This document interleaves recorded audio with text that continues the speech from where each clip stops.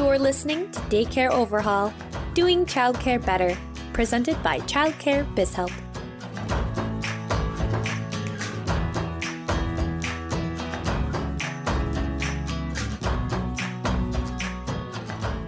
Hello and welcome to Daycare Overhaul, where we do childcare better.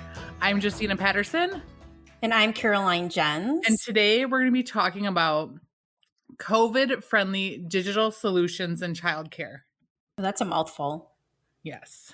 But as always, we're ready for a really great show, aren't we, Justina? We are. But before we introduce our guests, let's talk about what's new with you. How's your week going? It's going well. I put up my Christmas tree and wrapped all presents because there are no rules in 2020, apparently. Wait, let me understand you correctly. You already did all your Christmas shopping and you have your tree up. I did most of my Christmas shopping and I do have my tree up.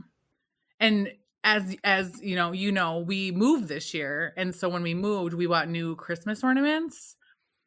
And as you also may know, my favorite color is rose gold. And I found rose gold Christmas ornaments and I had to buy them all. Oh my goodness. And I can never have enough ornaments on the tree. Like there can never be enough. There's probably like 250 ornaments on our tree. Oh, wow. And then I realized my husband is stuck with a pink Christmas tree. How does he, do you have to get a second one to have around your house? No, I didn't even realize it. And he's like, okay, it's fine. And then I'm looking at him like, yep, our tree is all pink. That's okay. That's okay. At least you get a Christmas tree. I think our place is too small. I'm not sure that we're going to have one. Well, I mean, can't you just decorate like a palm tree or something? I could. Actually, that's not a bad idea. We might get a palm tree to put outside the door and then decorate a flamingo as an elf. Because that's what happens when you live in Florida. That is. You know what else happens when you live in Florida? I have a sneaking suspicion I know. What happens when you live in Florida, Caroline? Hurricanes. So, fun fact, thank goodness we didn't have this podcast scheduled for yesterday because we had a hurricane here yesterday. The first one since we moved to Florida. Well, and now I feel like you can say like you're officially a Floridian. Is that what they call you, Floridians? I think so. I don't know. But I feel like now you're official because you survived a hurricane/tropical storm. Yeah, it did downgrade to a tropical storm, which was cool because then we could actually enjoy it a little without worrying about, our house getting flooded and all that good stuff. But yeah, it was quite powerful. But what was really cool about it, and it's kind of the segue into the show and introducing our guests, we got to sit, our power went out for like 4 hours. So what happens when your power goes out? Well, you sit and talk to people. Mm-hmm. So we were able to just spend some really great time with our neighbors and hang out and, just kind of reminding ourselves to slow down and appreciate those around you. Nice. So so the good that comes out of the hurricanes is it makes you slow down, makes you get around people that you appreciate. And, and that's kind of where I want to do this introduction today to our guests. Welcome, Lora and Whitney. Hello. Thank you.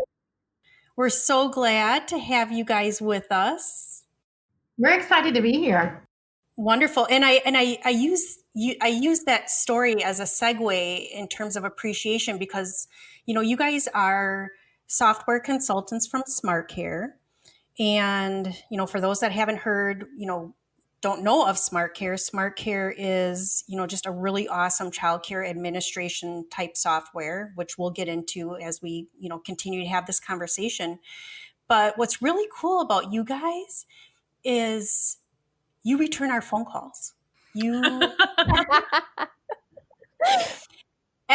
Everyone that we have dealt with at Smartcare has just been fabulous. That's awesome. What you didn't know is Whitney and I were fighting. We were fighting. Well, I'll call. No, you call. I'll call.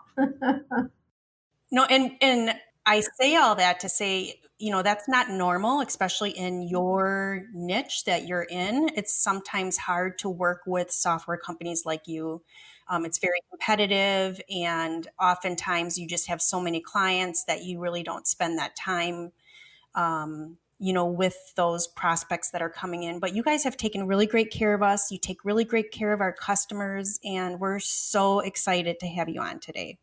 Well, thank you. Well, if I could say one thing there, and I know Whitney agrees, but Whitney and I are usually the first person that talks to a client. And since the inception of this team, I've always taken the idea that I'm the advocate for the client. And so that is really the heart of our team is, we're constantly going back to our leadership and our product developers and saying, hey, this is what the client needs. And so we love working at Smartcare. We love the people we work with, but we really see ourselves, I mean that from the bottom of our hearts, we really do see ourselves as the client advocate. Yeah, and we totally feel that from you guys for sure. And I'll let Justina mention something that you're helping contribute towards. They are contributors in our next leadership box. So that's super excited too. And we're excited to be able to send those will be shipping out, I don't know, in a couple weeks. And oh, that's exciting. Yay. Yeah. So I have my stack of stuff behind me to put in all the boxes. And I think that the Smartcare stuff was the first stuff to come in. So that's awesome. We're super on top of shipping things. I will say that. That's important. That's important. You don't want to, order something or expect something and wait a month and a half to get it. I think it was super quick. Like by the time we figured out what you guys were sending and we gave the address, I think I had it in like a week. It was super awesome. quick. That's great to hear. Yeah, it was definitely the quickest turnaround we ever got with the contributors that are giving us items for the leadership box. So kudos. Thank you guys for joining us in that endeavor. Again, if you don't know what the leadership box is, Justina will include the link in today's summary, right, Justina? I will do that. Okay, but before we get started, I have to ask a very strange question. I have asked this to a couple people, and I feel like it's also very controversial. And I need to know, is a hot dog a sandwich? No, it's a hot dog. A hot dog or a hot dog on a bun is the question. A hot dog on a bun. Yes. No, it's a hot dog. It's its own food group. No. Two pieces of bread, it becomes a sandwich, Whitney. But it's on a bun. So it'd be more closely related to a hamburger than a sandwich. But what couldn't one also argue that a hamburger is also a sandwich? Stop See, I told you it's controversial. I have no opinion either way. What did you say? I think a hot dog is a hot dog. It's not a sandwich. I have to agree with Whitney. 2 against 2. And the real thing is what is your definition of sandwich? Is it food between two pieces of bread? Yeah, it's like meat or stuff between 2 pieces of bread. Because then technically, if we're gonna get technical, a bun is only one piece of bread. Mm-hmm. Kind of. Because Unless a bun it's all the comes way together through. and we slice it in half. Like, are we talking sliced bread or are we talking, it goes down a whole new rabbit hole. Sandwiches are just one piece of bread that we slice. I don't know. See, we could spend all day on this because then you could even argue that pizza is an open-faced sandwich. All right, you're an instigator.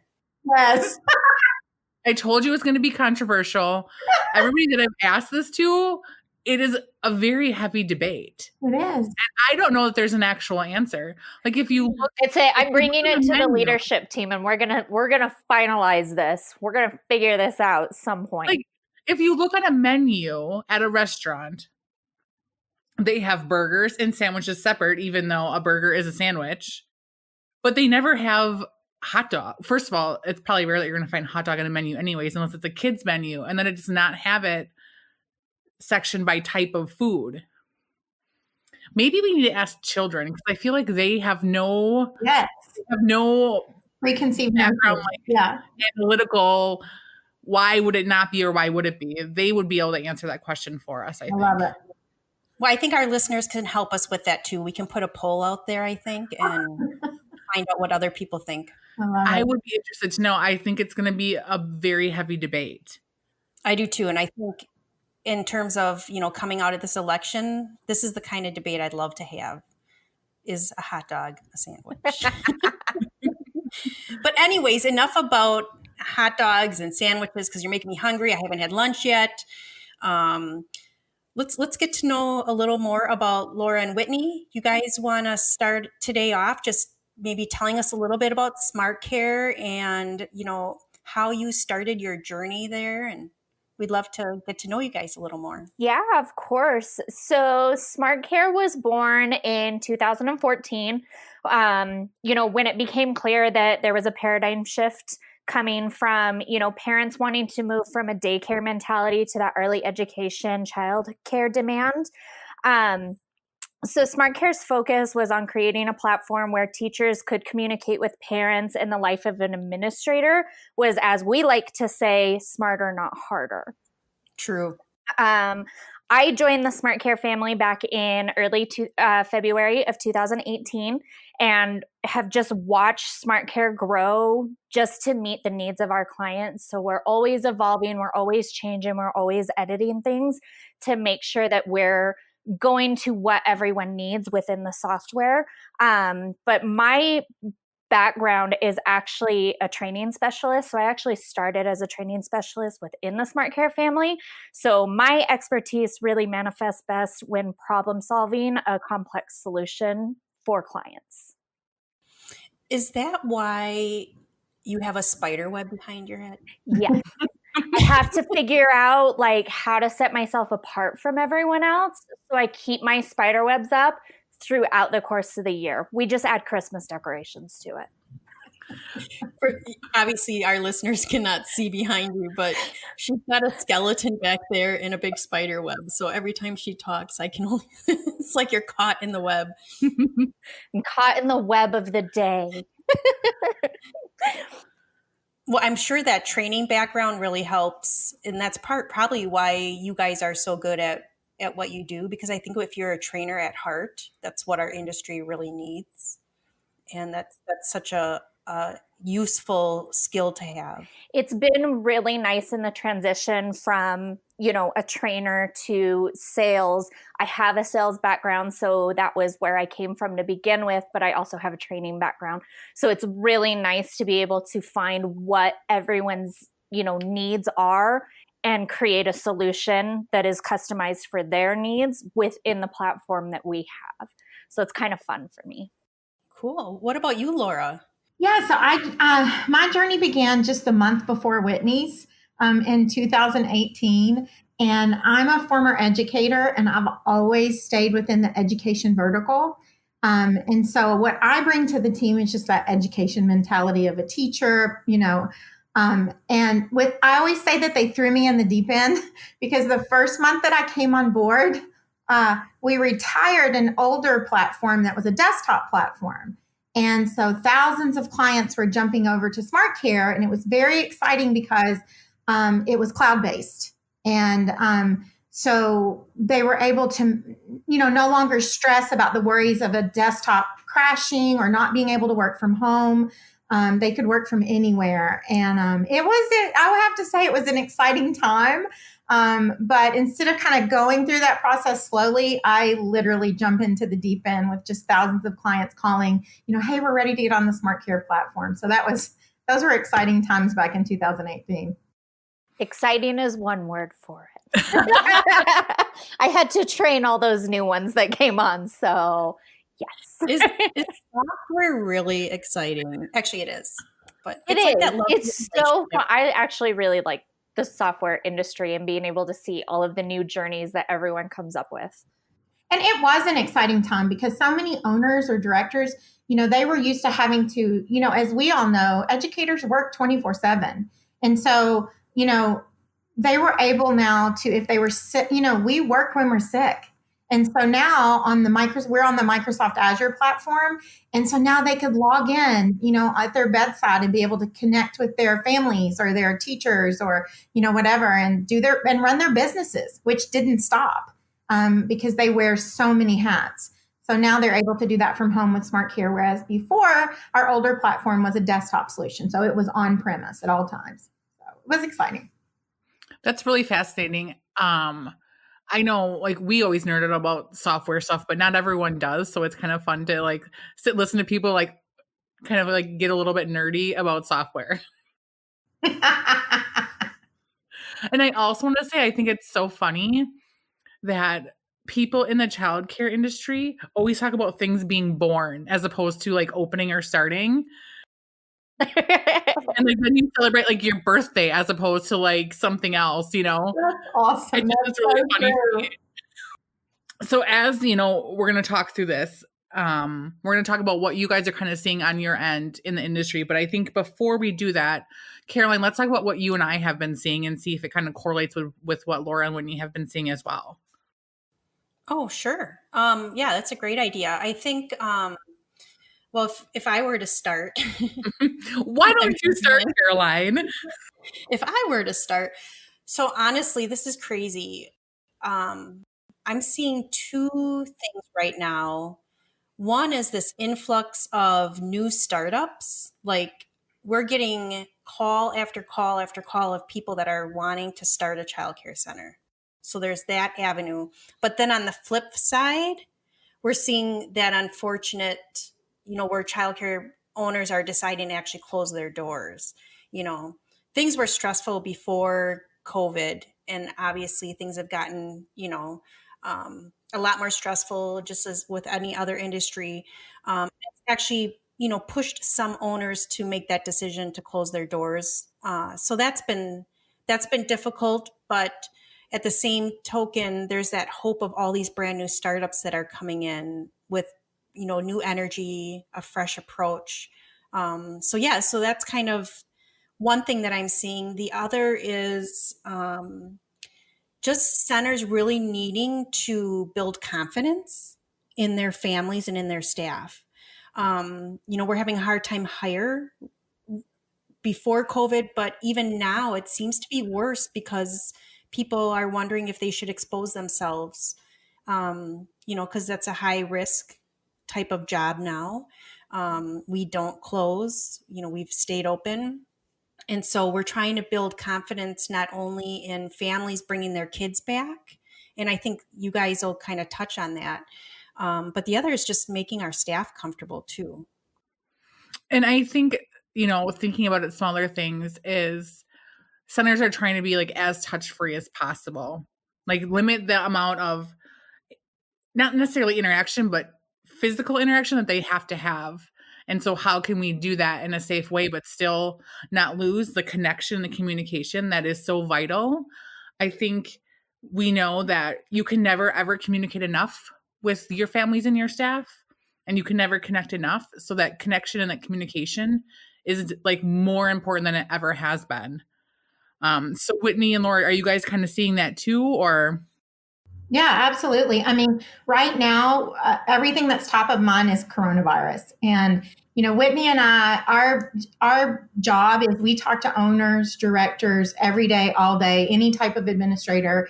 And what they're really sharing with us is just that struggle to stay open, just with all the new regulations, the new restrictions, the new sanitation practices, and not to mention the emotional adjustments that have to take place. The basic task of just comforting a child now is something in the past we would have never thought twice about. It was who we were as educators. We nurture those babies. We pull them in close. We touch them. We hug them. And now it's like all of a sudden we're second guessing what comes most natural in this environment. And we are talking so often to administrators about how do we do that with confidence. Not to mention just the whole concept of social distancing in childcare is like an oxymoron. You know what I'm saying? But we've watched, and I want to speak back to something that you said before. One thing I try to tell my providers when I talk to them every day is thank you, because I don't feel like the news in general is talking about how our childcare providers are on the front lines. We are so grateful for nurses and officers and doctors, but our childcare providers are on the front lines. And so that's one thing every day that I feel like is my job, is to just say thank you for staying on the front lines, because they are staying open. And I wish globally people could see that. But at Smartcare, we're just kind of doing our best just to help with anything and everything, to make it, like you said, Justina, more touch free, whether that's check-in or making payments or going paperless with communication. And I just turned in a new product feature today after talking. I had a demo this morning with a client, and she had a great idea, and I went right to our product channel and turned it in. So we're just continuing to have those discussions. Cool. Do you really think that families appreciate like those touchless options that are provided, or do you think that's just something we're just doing to go through the motions? No, I mean, I think we're reminded of that even every time we go out to dinner with a QR code, and SmartCare's been doing that for some time. We've made it easier. But I think, families are noticing that switch. I think one thing that's important to note is that we are trying as an industry to not just respond to COVID, but to prevent it. And I think that's something that's super important to focus on, is that prevention. Our goal is for those parents to be able to work, for those centers to stay open. And I just talked to a provider last week, and they had that whole situation where, a teacher had been in contact with somebody who had it, and they had to shut 2 classrooms down for 2 weeks. And, this parent was, nobody ended up getting it, but that parent's home for 2 weeks. And so I think we're really focused on the prevention and not just the response, which is equally important. But the prevention comes with things like, states are putting these regulations where parents can't enter a building. So, now instead of just our parents coming to a kiosk, we have printable QR codes that you can put outside the door for that face-to-face transfer, where parents can use their phones. They don't have to touch anything. They can make a payment on their phone and then communicate with the parent through the app, which is sad, but it's absolutely necessary right now for prevention. Yeah, and another thing that's really great that a lot of centers that we've heard from is they're doing drop-off lanes. So again, drop-off lanes are great, fantastic way to minimize the touching back and forth and things of that nature. But again, going back to those printable QR codes, parents don't even have to get out of their car. All they have to do is scan that QR code and clock their child in, and then the teacher takes it from there and takes the child inside the building. That way, again, it's less of that transfer that could potentially happen just from even them coming up to the door and being so close to another teacher. They're in their car, they're not getting out, they're not physically touching anything or, breathing on anyone. Well, and I really love, when we were talking about trying to build confidence, and this is something that we are talking to with our clients all the time. Like, how do we show things that we're doing so that we can build confidence? And what you said is that you're trying to prevent, not respond. And that is such a great way to communicate what our industry is doing. We're trying to prevent, not just respond. I love that. Yeah, I always say, especially with my parenting, I don't want to perform an autopsy.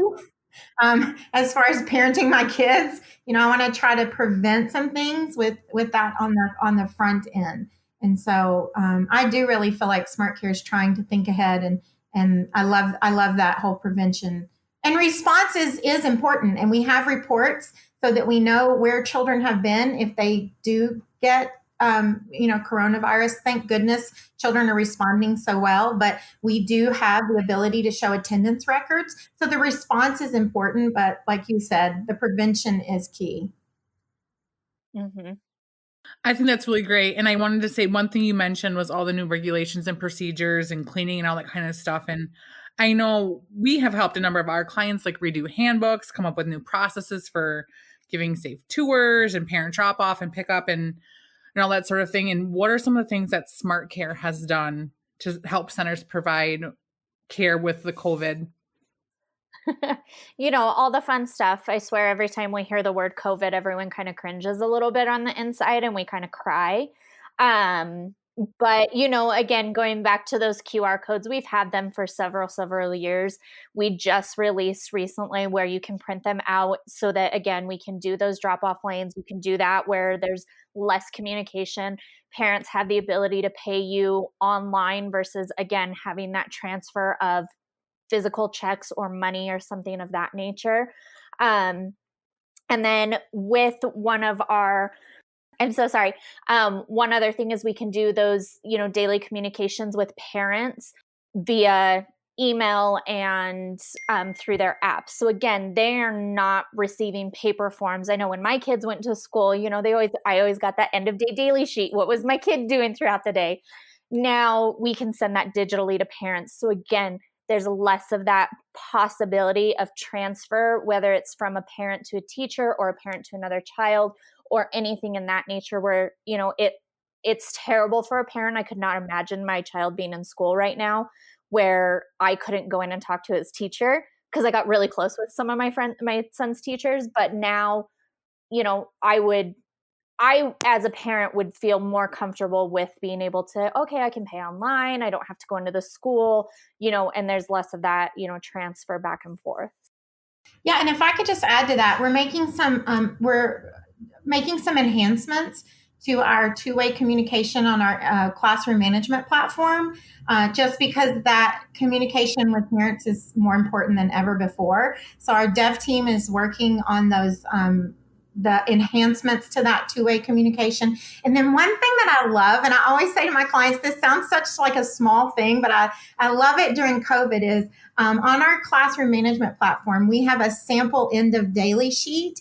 And so now with centers moving to more remote tours, they can do a remote tour. And at the end, they have this very simple place that they can go on our classroom management platform, and they can just click send an example of a daily end of daily sheet. And it'll send that parent with the child's name to the parent email just so they can see, hey, this is the daily sheet you're going to receive if you join our center. And even though we've had that, it's an addition now to the remote tours because they're not necessarily in the centers anymore. Another area that Smartcare really sets itself apart is enrollment.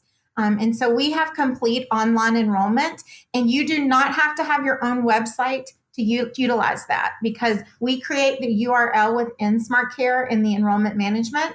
And so you can either put that on your website or you can email that URL out. I have some centers that have wonderful websites, but they still don't want that on their website. So you can still just send that out digitally through an email or through the timeline, regardless of whether or not you have a website. But it's great, all that online enrollment now, whereas before we were doing everything. Not only were we doing it face-to-face with the transfer of the paperwork, which we need to be doing less of now, but also the administrators not having to input all the information. Yep. That's really cool that's all. I didn't realize that was a part of your platform. Yep. Absolutely. Yeah. That's cool. You can even kind of that one-stop shop. Yeah. Yeah. That's our goal. Smarter, not harder. Well, and those enrollment packets are like 1,000 pages long. I mean, not really, but it's so much paper that you have to keep track of and like get everything in. To be able to just have that digitally and then print it if you would need it is really nice to just have that. Something that I always try to do is look at the good in everything and what something has done for us, not to us. And with COVID, like that's no different. And we knew, Caroline and I talked very early on, probably in March, that we knew the coronavirus was going to change the way people do business because there's no other option. You have to adapt. You mentioned some changes that Smartcare has made. And do you think that the changes that you made are the ones you may have not considered before coronavirus? So it kind of like pushed you to adapt in a different way. And now you're grateful that you had to do that? I mean, I would say absolutely yes. Because as much as, we want to say, no, we were on the front lines doing this. we weren't. We had some aspects of it on the front line, like the touchless payments and things like that. But, creating that online enrollment, we had to adapt so that centers could adapt to that online system and be away from that paper, and just think of how many trees we're all saving from not having to print out the big packets and things like that. And parents, there's no transfer back and forth between parents and center directors. We can do all of that online. They can email back and forth if they really need to. I mean, there's tons of different items. I would say yes and no, because we were on the front lines on some, but not on others. And we did have to adapt to others with the corona. Well, and maybe it was something that you had, but it wasn't like a huge feature that was used all the time. And so now it's like, no, but look, we already have this. It's already here. Make sure you're using it. And that, I will say, that was part of the enrollment. We had the enrollment, but it wasn't as robust as it is now. We really developed and put a lot of development time into our enrollment piece to bulk it up, to adapt to, getting rid of, so parents, they can do the parent handbook on there. That way, again, they're not having to give that big pamphlet saying, here's all of your information. They can do it all through the website and through that URL link. That's great. And so, this, kind of segues into the question is, can we get an inside peek on anything that's coming in 2021? So there's a lot that conversation. So as we said before, we're ever evolving. We're constantly growing. We don't stop just because we think it's good enough. We take everybody's thoughts into consideration as we go through. In 2021, we're very excited. There is one component that we are working on really hard. It is a pick-a-day calendar for parents to be able to continuously pick and adjust their schedule as they need to, especially say for those nurses and doctors and things of that nature. Their schedule's constantly changing. So that is something that we are working on. There's a lot of other features that, again, we're trying really hard to stay up to date so that we don't ever fall behind. Again, we're always moving forward. We don't want to stop, but the pick-a-day one I'm really excited about. Yeah, I'm a 2-year-old and I just want it. I know, we're all really excited about pick-a-day. And one of the reasons is, so I used to run my own business in a prior life. And so I understand that. I always tease, I've been a teacher, I've run my own business, but I've never been an administrator for childcare center. So that's where I learned from people like you guys. But I do understand that bottom line. And so having run my own business, and so what's great about Pick-a-Day is that in the past, when we had clients where parents were constantly changing and choosing, they needed to pay in arrears after they'd already clocked in or out. So it was based on attendance. Well, now it can still be based on attendance, but because they can choose completely different days all over the place, the parents doing this online, but they're paying ahead. And so that's that business component that is so great for our providers, because they need to say, hey, that's a great business model. We need you to pay ahead. And we totally understand that you're on the front lines and you may need Tuesday and Friday this week and Monday, Wednesday, Friday next week. So Pick-a-Day is going to be really, I think, transformational for our clients who need that pay ahead. Whereas before, if it was attendance based, they were paying in arrears. Yeah, and I think Justina and I know just from past experience, working that director desk, and then you got parents back in the day when parents came in and they were just writing on a Post-it like, I'm not going to be here this day, or I'm adding this day. Yep. I'm sure there's lots of revenue that we missed out on from parents adding days, and we never collected it because there was really no structure. That was something that we battled with all the time. Right. Yeah. And this way they'll be able to run reports showing, okay, next week I have X amount of children that are going to be coming in, and you can schedule to that versus having, children be dropped off randomly. And you're like, oh my gosh, now I'm short a teacher. Now I got to bring in another teacher, or you're scrambling to be in the classroom. It frees up the director's time too, so that they don't always have to be in that classroom. They can manage their staffing a little easier as well, to be able to show, okay, I have X amount of children, I need X amount of teachers for that classroom. Well, you guys, we'll get, my next question will be, really who is Smartcare for? But before I ask you that, just appreciate the fact that you guys have been working so hard to create these efficiencies, which is something, we're trying to help out that center director as much as possible, that center administrator as much as possible. Having these efficiencies, having this technology that you're constantly improving, the ability to help with parent communication is huge. And so any way that, that piece of your software continually evolving to help that part of our jobs would be great. And just again, I love the preventative thinking that you have rather than being reactive. So that's great. So tell us, who really is Smartcare for? Who's it designed for? Yeah. Right now we're seeing global change in childcare, and there's just more and more and more need of the digital age. And I will tell you that I talk to so many providers who don't really want to change and move into the digital age because they're extroverts. By and large, those of us that care for children and families, we're extroverts, and we want that face-to-face interaction. And so I would tell you that the childcare industry is one of the last to step full throttle into the digital age because of that. We want to talk to a family. We don't want our teachers to stay on a device. We want them caring for the children. On the opposite spectrum of that, I will tell you about 80% of our parents in this industry. I think she froze. She froze, but that's okay.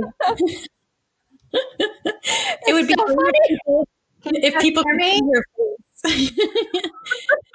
Laura, you froze for a second. We lost you. Can you hear me now? Yes. Was it a good look? It was not. I love you, but you were doing kind of the funky face there for a second. Well, and I think you left off talking about how, and you really hit this on the head. In our industry, we loved to have those conversations. Our attention has to be on the kids. So bringing in technology was kind of contradictory to that, right? Yeah, and where I was going with that is that 80% of the parents, though, are millennials and Gen Zs. And so it's really where they're most comfortable. And so whether you're an in-home center or a one location center or a school or a franchise, I can't even tell you, Whitney and I are seeing an influx of in-home centers calling us because they want that parent to stop at the door. They can put that QR code, they laminate it, put it on the outside of the door. They hit that QR code, check the child in, they open the door and the child comes in. And we are just seeing, we're seeing an influx of that. So really, we're for that one location to multiple locations to franchises to that. I had a lady I talked to just this week. She has 6 kids, and she was over the moon about Smartcare. So really, anything, whether you have 6 kids, 5 kids, all the way up to a franchise or 10 locations, it doesn't matter. And I think you hit the nail on the head when you said, like, the millennials and the Gen Zs, they want that digital. Being in that demographic, I would rather have an email than a face-to-face conversation with most people. Whitney and I argue about this all the time because I'm not in that demographic, but Whitney is, and we argue about this all the time. Because I'm much more, send me an email. I can get back to you quicker via email versus a phone call. I'm stuck on the phone with you for 2 hours and I can't get any more work done. But I'm good either way. I like to talk to people too. So I like to say, like, I'm an introverted extrovert. Like, I do enjoy being around people, but at the same time, if I can get something done in an email significantly quicker, I would do that too. Same boat. Well, great. I think you guys have given our listeners a lot of really good information. It's just cool to hear about your product. It's cool to hear how you're helping our industry, and we appreciate that.